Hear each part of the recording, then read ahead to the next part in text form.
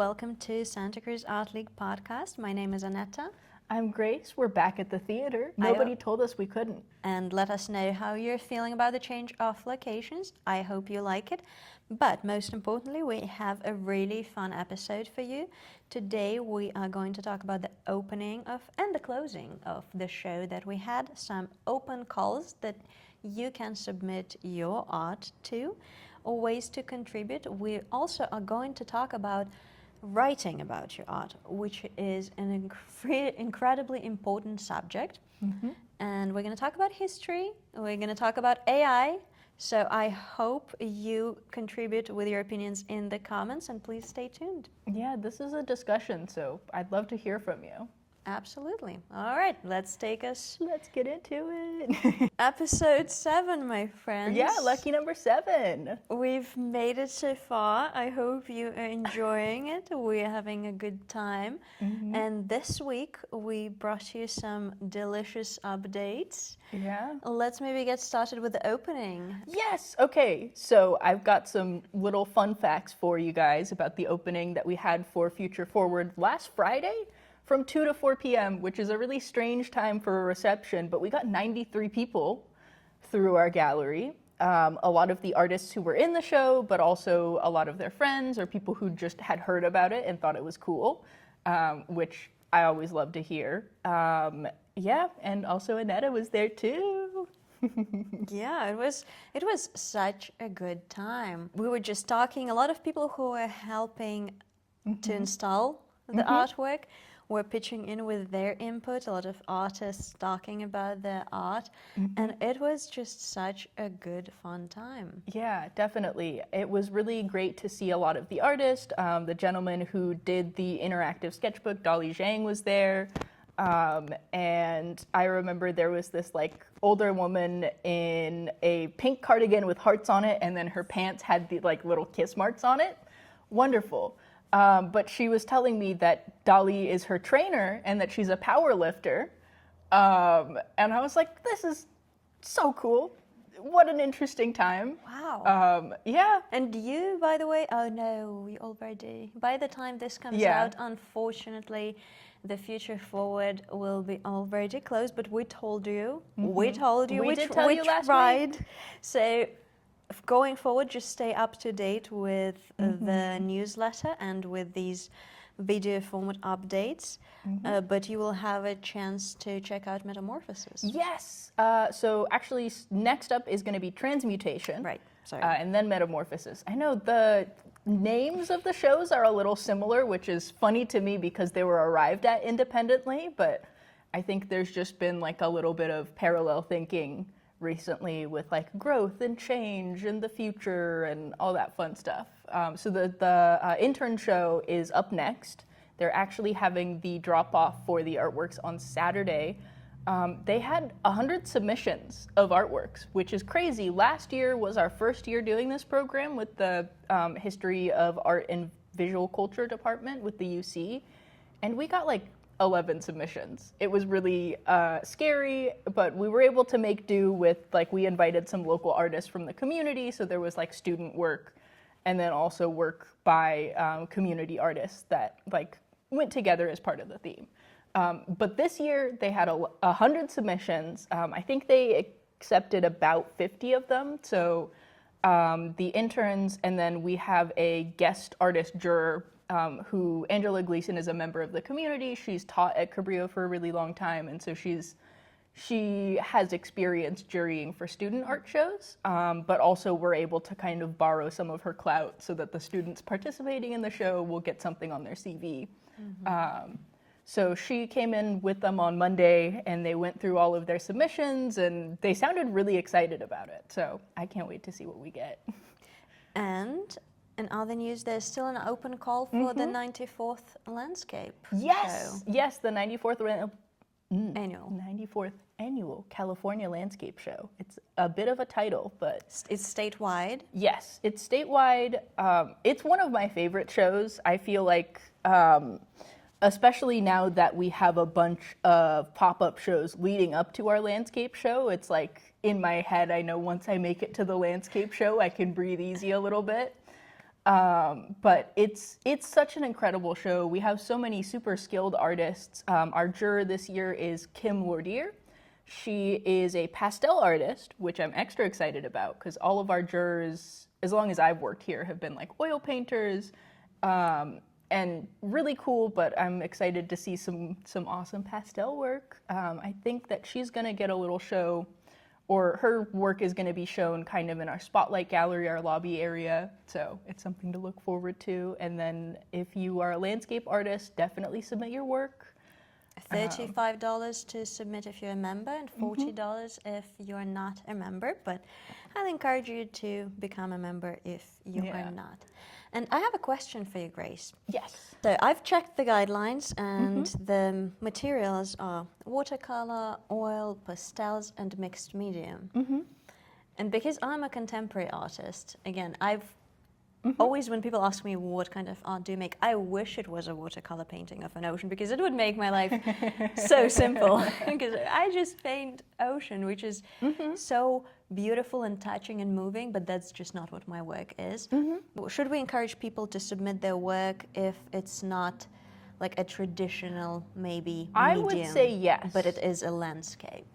So personally, my opinion, which like it differs depending on the juror too, but usually when we're discussing this, we go over a little bit. I personally really enjoy seeing things that are a little bit more abstract in the landscape show, because I think that, you know, it keeps the show a little more interesting when you have traditional landscapes, you have abstraction.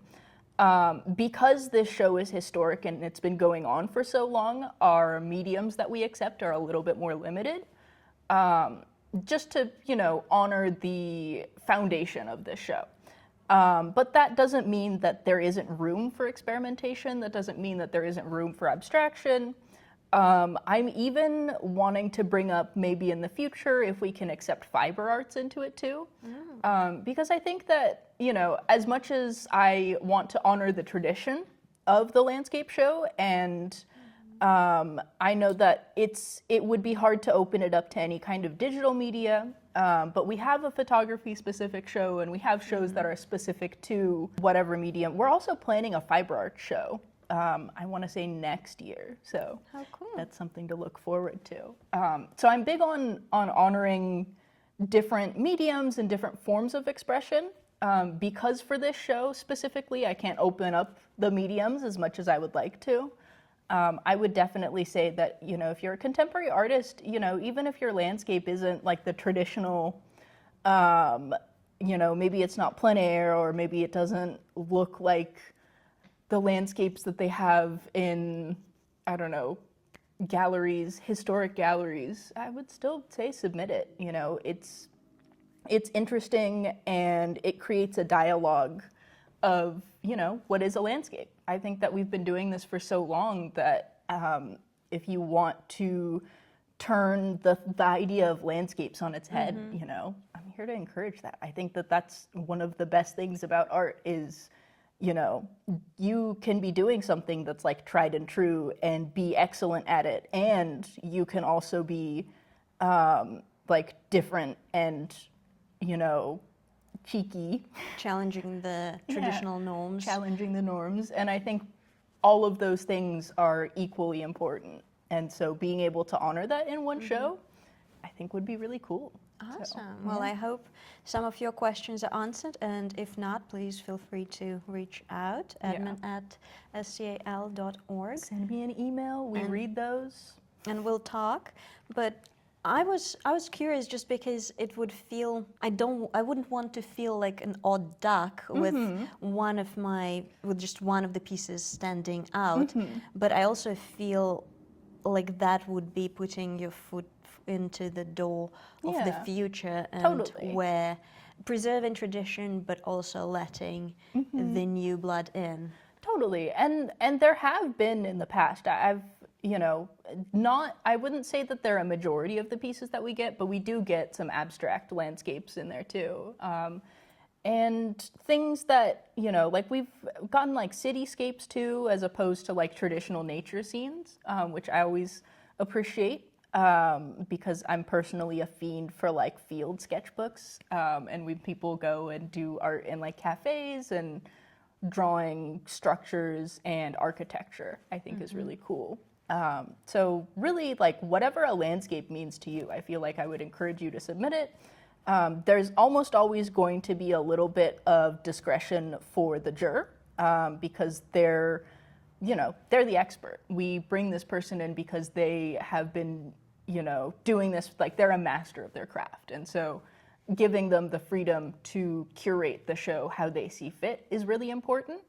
But that's not to say that like you can't submit something that is abstracted or contemporary or, whatever floats your boat. If you feel like this is a landscape to me, then like submit it. The worst we can say is no. Just a lot of things going on. Let's see, at time of recording, tomorrow we're having our closing reception for Future Forward. Today is gonna be the last day that we're accepting votes for, for People's Choice. And then the winner of the People's Choice vote actually is gonna get the opportunity to have a solo show in our Spotlight gallery. Yeah, it came about, there was this one woman who visited, I don't remember if it was during the member show, but she mentioned that back in the day, during the member show, they would have a People's Choice vote, and whoever won that People's Choice vote would get a solo show in the gallery, which is such a crazy opportunity, but not super feasible with the way that we structure our exhibits. We plan everything like 2 years out now, but we can definitely do the Spotlight Gallery. And also with the shows like the membership show and Future Forward, we're also able to kind of peruse the artists that are submitting their work. So, there's still a chance that we'll want to work with you if you have shown in our gallery and we think, oh, this person has something really interesting to say, then we might come and, hey, what are you doing in a couple years? And if you haven't had the opportunity to come to the opening or check out the art, we are going to link the videos of the opening and a sneak peek onto the installation so that you get to see what it looked like just a couple hours before the doors opened to the public. All the beautiful creative chaos of what it is like to install a show, just obviously a tiniest part of it. Yeah. There has been a lot of craziness because all of our shows right now this summer we're having a bunch of back-to-back pop-up shows, so things that are like a week or two long. We were like, oh, let's try having more shows. We have 12 shows this year, and we've learned that might be a little too much for our staff to handle, and also the people visiting the gallery are like, oh, everything's here and gone so fast. So it's been a learning opportunity. It's been really fun and really exciting. But I think we are going to cut back from 12 to something a little more reasonable next year. Yeah, alternatively, please feel free to volunteer to help out the staff. That would be immense amount of help because we can always use an extra pair of hands and eyes to aid with whatever needs to happen to make these shows for you. And you can always donate to help this building thrive. Oh gosh, does our building need a little TLC? Do I need to remind you about the blinds? Do I need to remind you about the blinds? Oh gosh, actually I was talking to one of our members the other day and he was like, that shot with the blinds was so funny, you got to include that in every episode. Thank you. So if you're watching this, Ed, thank you for seeing the vision. I personally appreciate it. I felt a little bit like, what would it be? Do we cuss on this show? I felt like an ass. That's what I felt like. But do you know what? Truth is not pretty sometimes, and that's what art is. And sometimes we need your help, and sometimes we need to be brave and reach out to the community to ask for that help, Sometimes we have to show you the really ugly side of the Art League, like our one really messed up blind. I mean, okay, it's not that ugly, and it's not that bad, but but it could be better. We're an art center. Exactly. We could do better.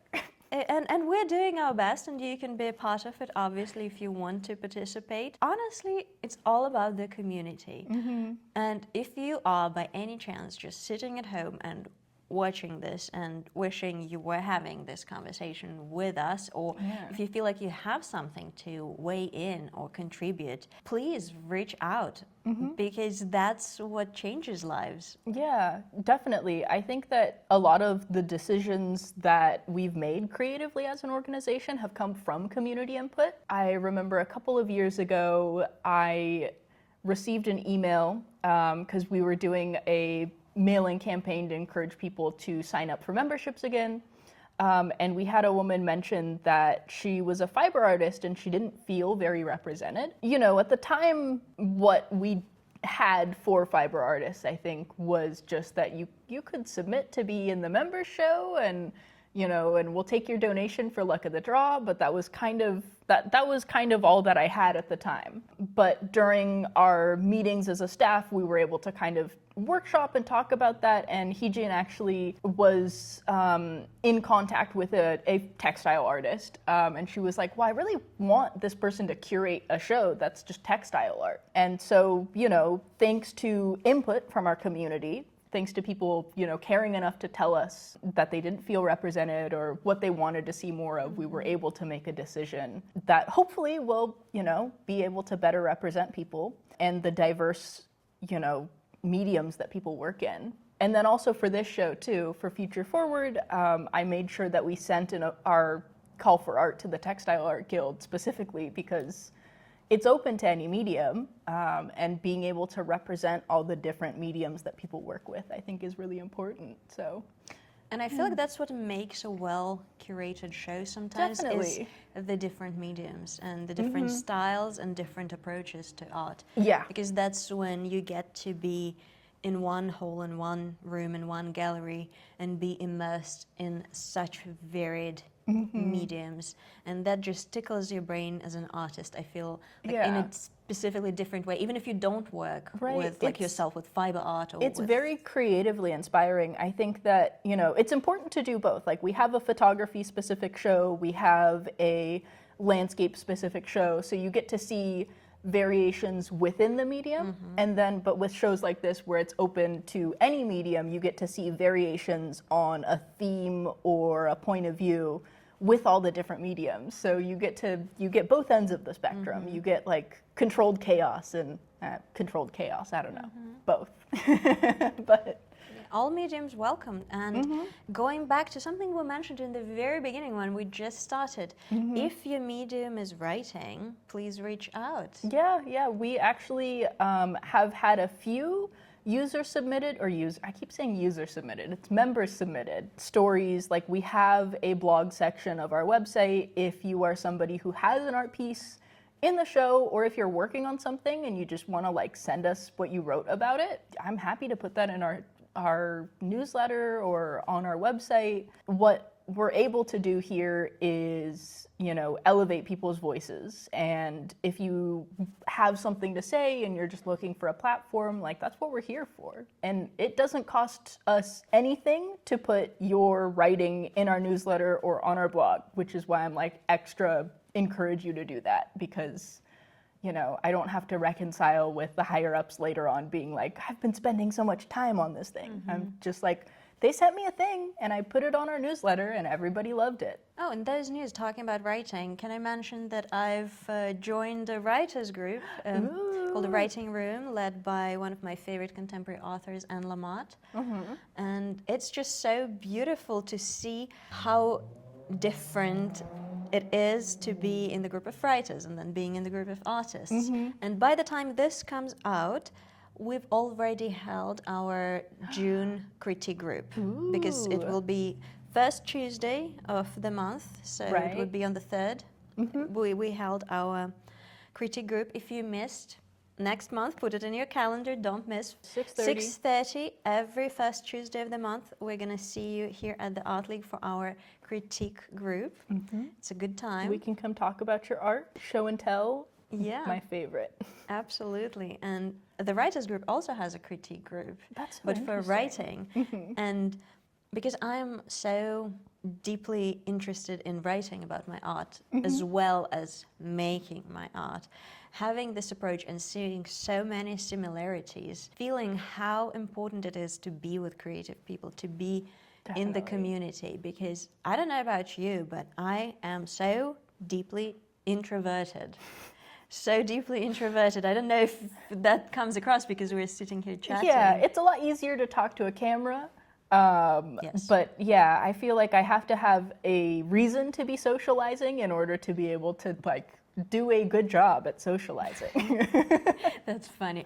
Yeah, and what better reason there is than art?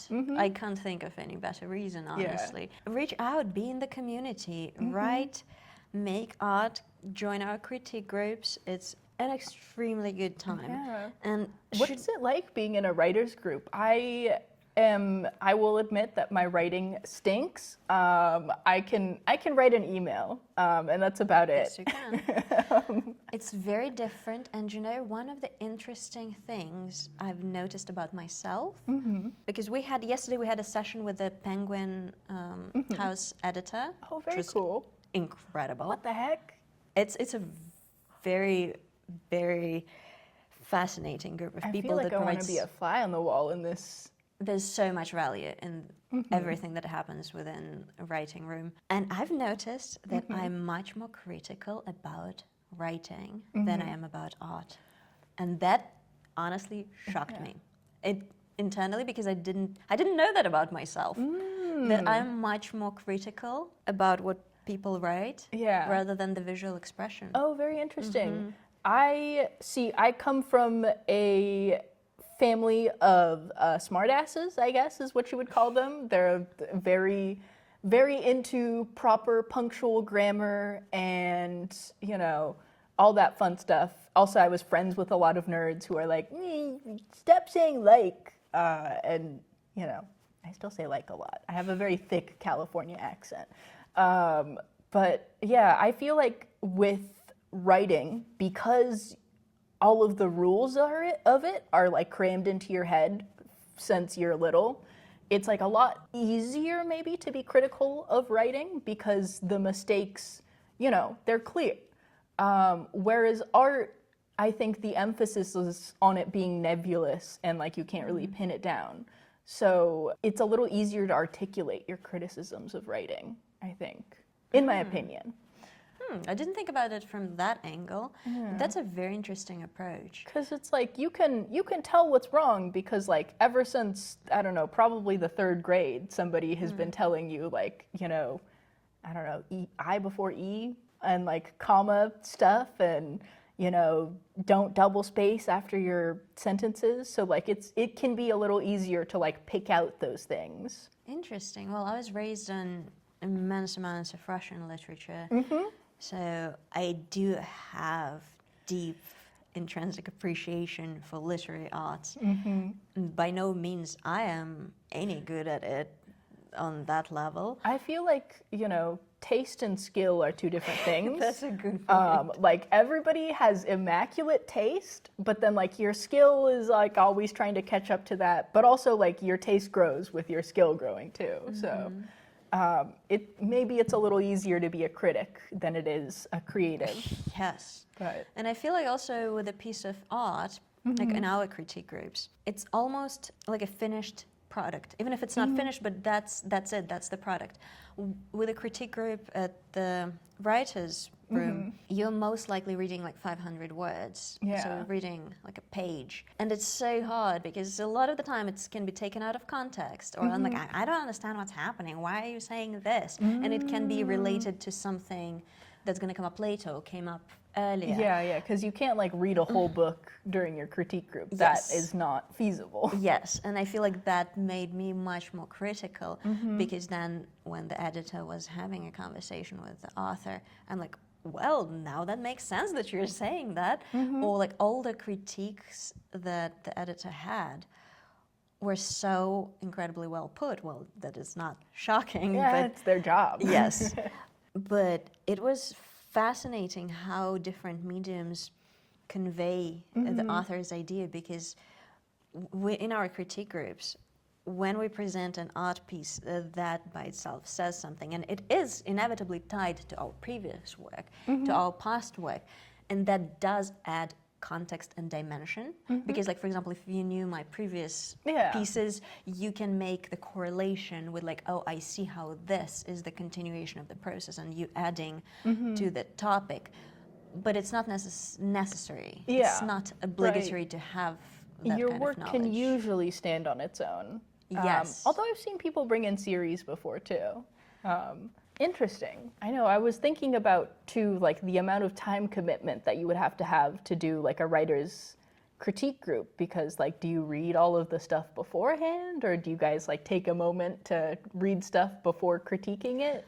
Oh, good question. So the way it was structured at the writer's room, there were 7 short pieces, 500 words or less, and the editor would read them out loud. Oh. And that by itself, having your work read back to you, is like, that's one of the takeaways from a lot of us, was like, have a friend read your work back to you aloud.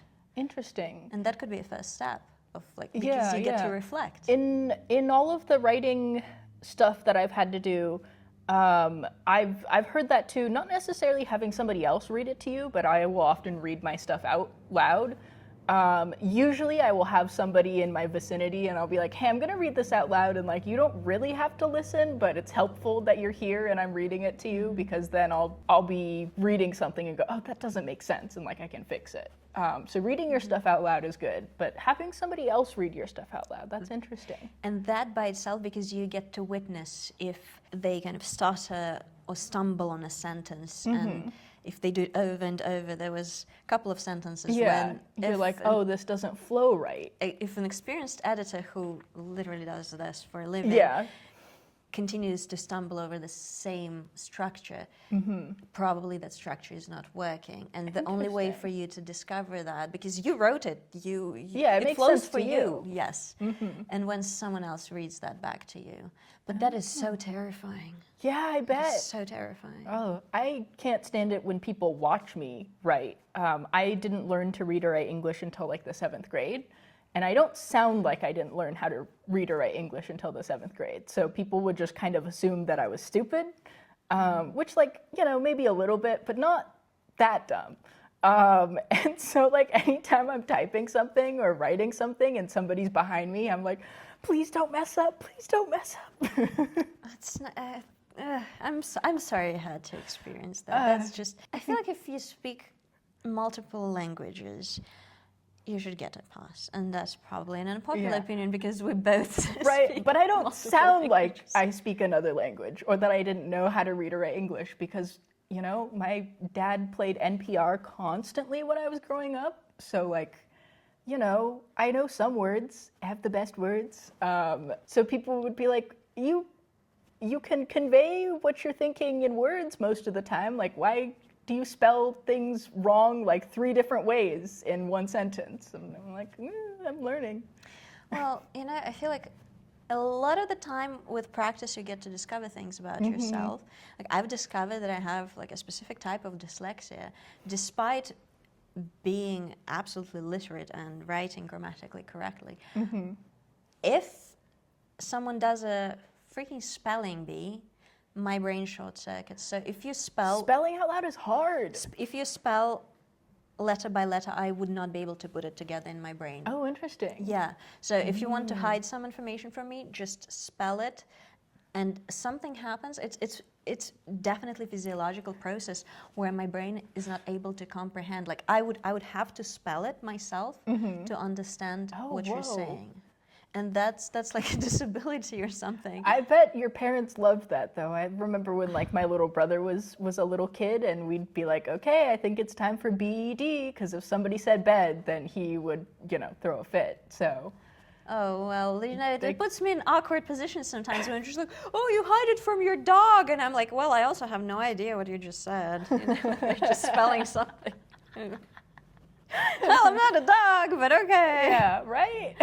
So I guess a lot of it is just working with your own shortcomings and knowing your strengths and your weaknesses. And sometimes like our bodies are wired differently, our brains are wired differently, and focusing on what you do best and finding workarounds for what Oh yeah, I know. I doesn't love work. doing little hacks on my own brain. If I'm like, oh, for whatever reason, like this way of doing things doesn't work for me, you know, and then you find like a way around it.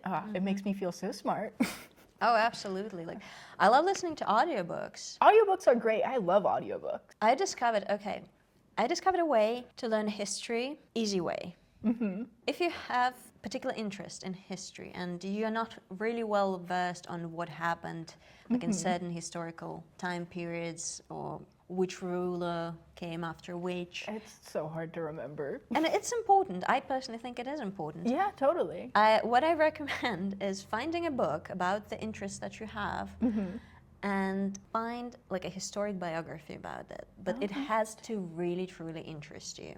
And I'm going to give you an example. I'm listening to an audiobook right now called The Courtiers about the jewelry family, the French Courtier.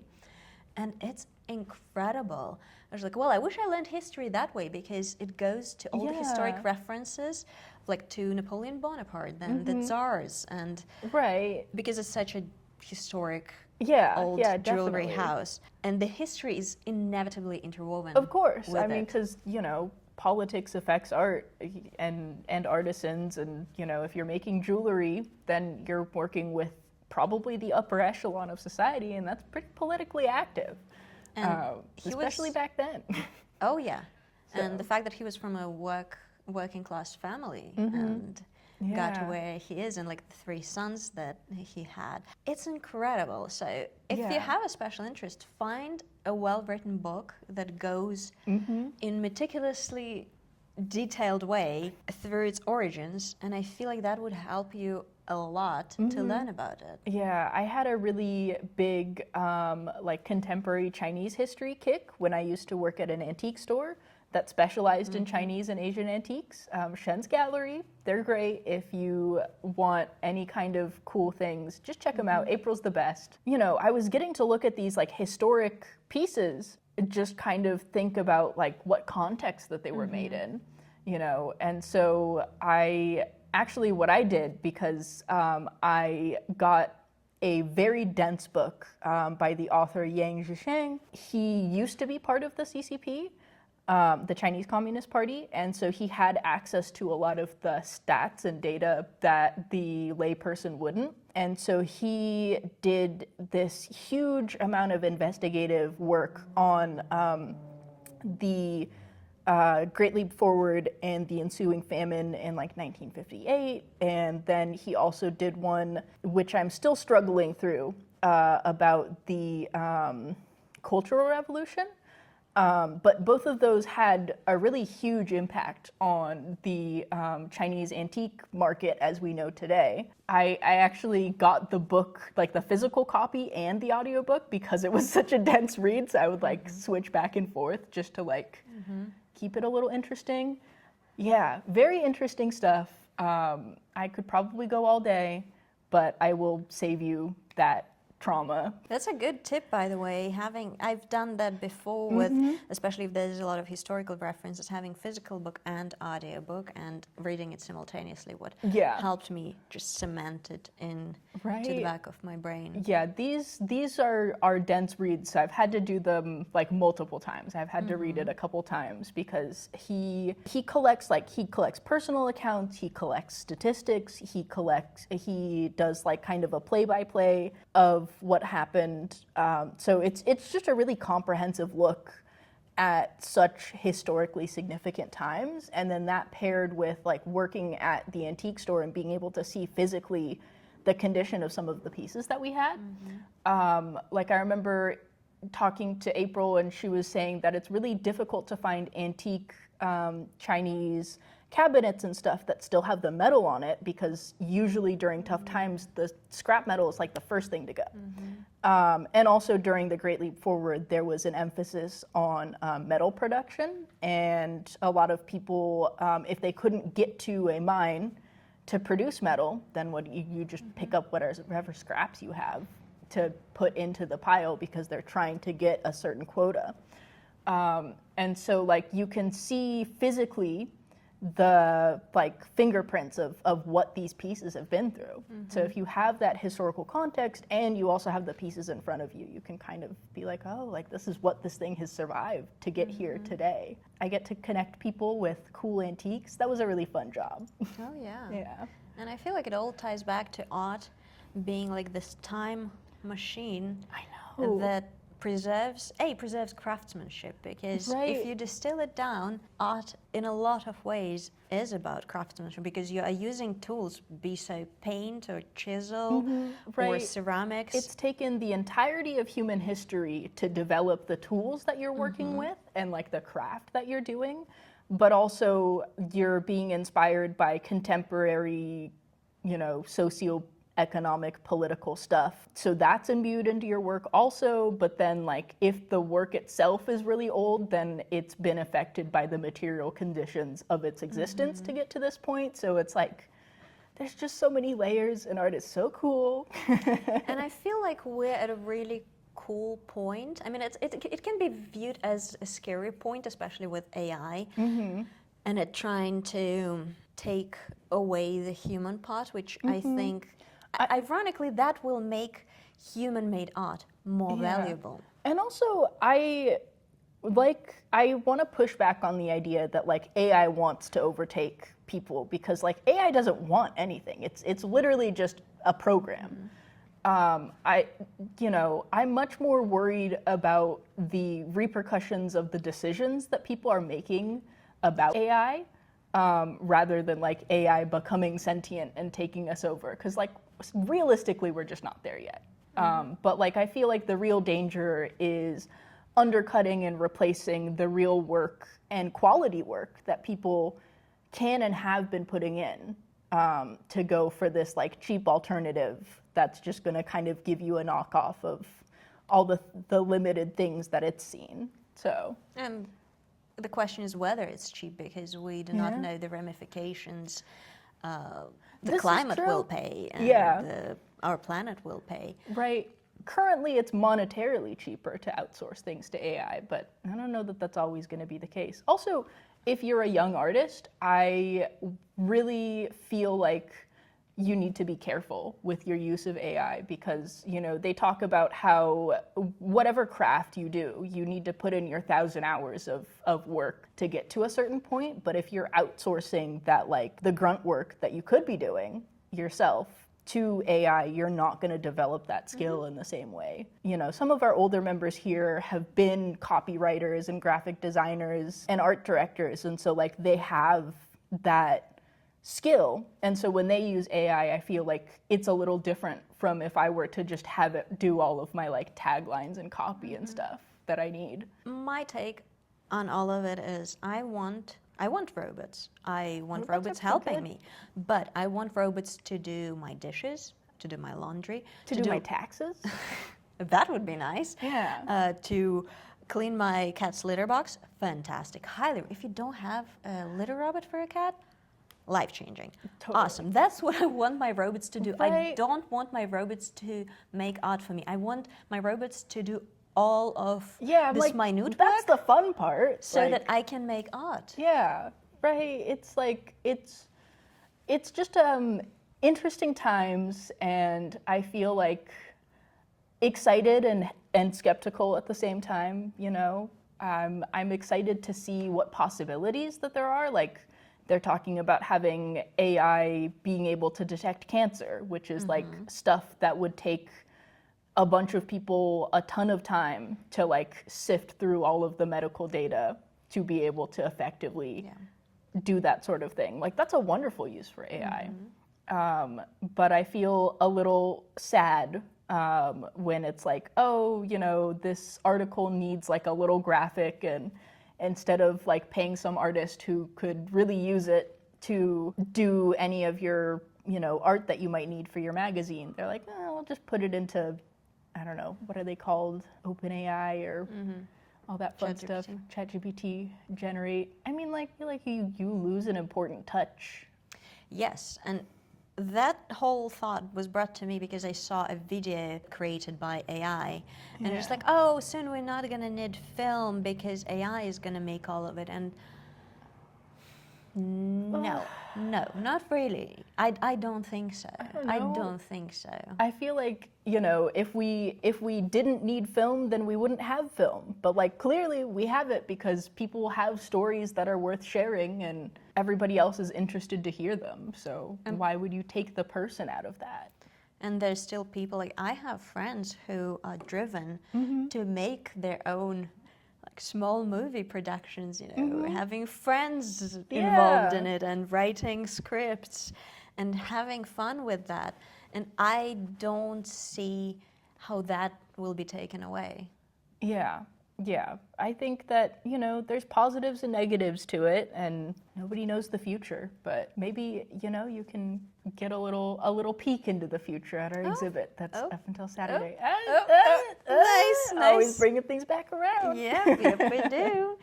And I think it's important to keep the why for yourself on the front row. On the front row of your work, of why are you making what you're making.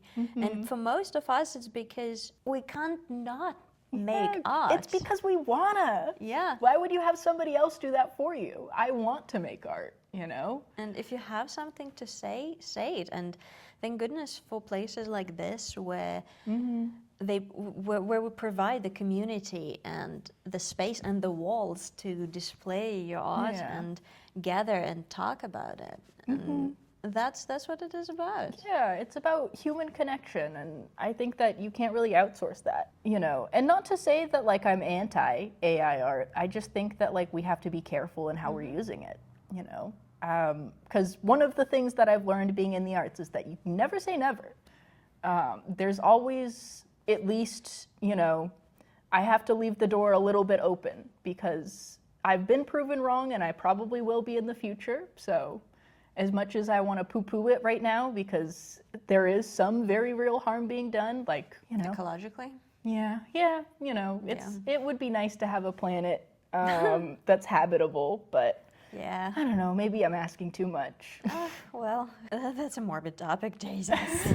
I'm trying not to think of these ramifications, and I'm personally trying to focus on all the great stuff that comes out of the technological progress and the advancement of the mediums that we use. Like, for example, the other day I have a vintage blouse by Ungaro, and it had really beautiful buttons that shaped like roses, which, not to be like they don't make it like this anymore. But they don't make it like this anymore. Thank you. And I was like, well, those two buttons are missing and there's no way I can replace them. So what I did, I had silicone in two parts to make molds. So I made a silicone mold I put the button, suspended it on a string so that it doesn't sink to. That is smart. That's so smart. I would have been like, well, what's the closest button I can replace this with? No, I just know it would bother me. Yeah. You see, that's dedication. It is dedication. And I was making that and I was like, thank God for progress and the ability to do that right now. And all those fascinating mediums and everything is at your fingertips. If I don't know how to make something or use something, I can just open the beautiful internet and use it to my advantage. And are there downsides to the internet and the AI and all of that? Yes, but also depends on how you use it. And then, I got some resin that I also had and, mixed that up and now I have buttons. Little rose buttons. Is it important in the context of humanity? Probably not, but at least you got to prove to yourself that they do make them like that anymore.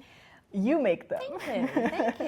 And it's just cool to. It's almost like the connection between the past, something that has been made, I think like 40 years ago, and make it my own. And now I'm like, oh, I made those two little buttons. And you get to like impart your own effort and time onto the clothes that you're wearing, which I feel like just kind of further deepens your connection to the stuff that you own. I come from the like traditional Japanese school of thought where it's like you have to be respectful to the things that you own. Like when I worked as a sushi chef too, and I was learning to butcher the fish, and the the owner who was training me was like, you know, it would be disrespectful to the fish to not do this right. I love that. Yeah, it's such an interesting way of thought, and I feel like it's very different from a lot of our like fast-paced materialist consumer culture. I think that it makes life a little bit better when you're more precious about the stuff that you have. So Absolutely, I love that. And I feel like art is about appreciating those Right. connections and definitely. being precious about what you're making. Yeah, the amount of things that I see people personalizing where they're like, oh, I really liked this thing, and so I decorated it, and now it's even more special to me. I think Yeah. that it's so cool. Maybe I'll wear it next time for you Yes, to judge I would love to see. how I did. Oh, we're chatty today. Yeah, we can wrap we're this up. talkative. Yeah. Let's see. So we covered AI. We covered what's going on in our gallery and what's coming up in our gallery. Some open calls, the landscape show, history. We talked about our different little interests. So if you liked hanging out with us and getting to hear and, you know, let us know in the comments any of your thoughts on the stuff we covered. Subscribe, like, donate, submit your art, all of the fun stuff. SCAL.org. And we're going to see you next week on Yeah. Wednesday. See you next Wednesday. Bye. Your shoes, by the way. Oh, thank Those are pretty you. great. Thank you. They're Jaden Smith collab. Oh my with gosh. New Balance, their Vision Races. That's crazy. Thank you. Jaden Smith, an icon of our time, truly. So some kids are just so talented. I know. It's like anything they touch, you know. He cracks me up too. He apparently is a really big fan of Twilight, and he like posted a clip from the Twilight movie, but like instead of the music that's in the Twilight movie, it's like one of his songs, and he's like, I love this movie. Okay, that's kind of iconic. Right? I'm like, that's pretty good. That's pretty good. If I was a musician, I would just soundtrack all of my favorite movies. I mean, yeah, why would you not? So good.